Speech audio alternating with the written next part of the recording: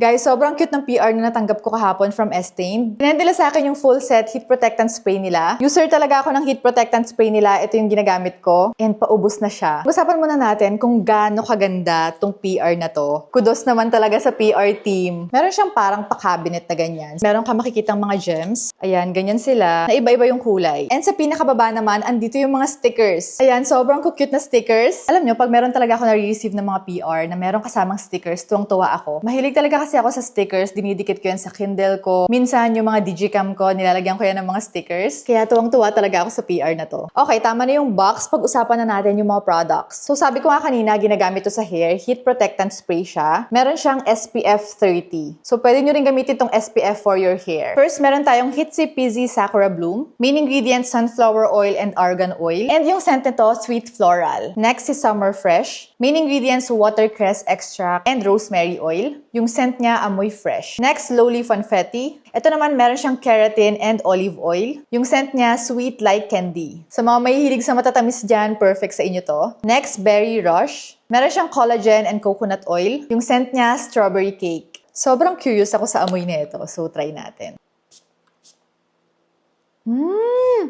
Guys, kung naabutan yung Monami na candy, kaamoy na kaamoy ng Monami to. And last, ito yung newest scent nila, Subaki Rose. Meron siyang Subaki oil and rose hip oil. And yung scent niya, musky floral. Sobrang addict ako sa mga floral scent. Kahit yung mga pabango ko, dapat may floral talagang amoy yan. Curious din ako sa amoy nito, so try natin sa kabilang side ng hair ko.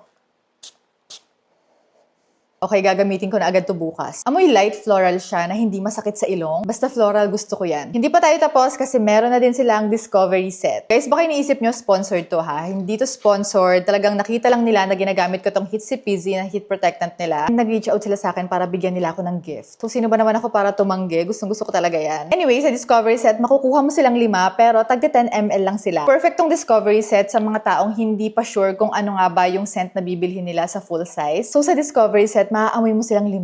Perfect. So, ayun lang. Gusto ko lang talaga ipakita sa inyo kung gaano ka-cute tong PR na to. Bye!